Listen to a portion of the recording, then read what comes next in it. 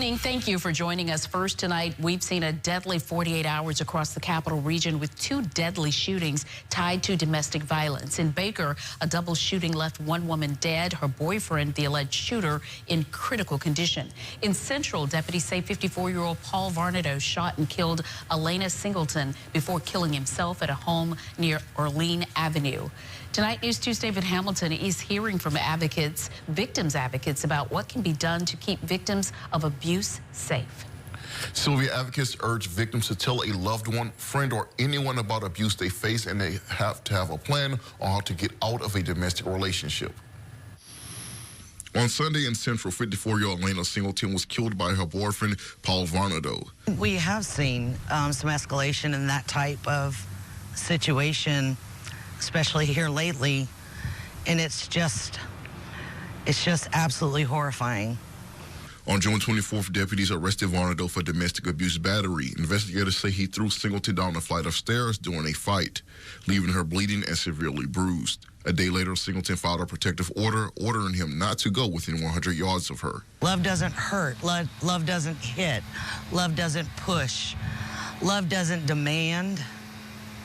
And if it begins doing any of those things, you need to understand that you should be asking the questions. And when the questions are manipulated and they try to deter you from having the open conversation, it's time to cut the rope.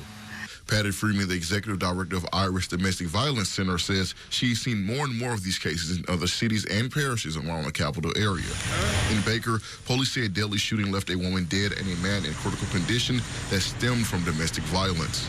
This is the most that we've seen since the COVID years.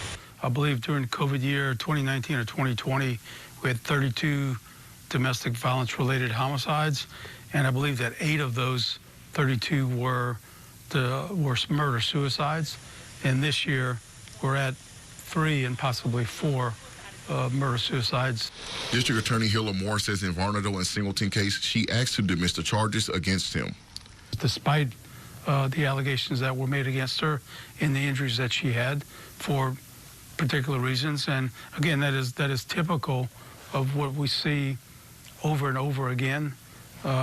It's unfortunate. I feel sorry for all of the families that are involved in this case. Freeman says requests like those can be due to manipulative behavior. A person can allow very easily themselves to be drawn back into it. And so I think that's the reason, again, that you reach out for additional resources and services other than just go get the protective order.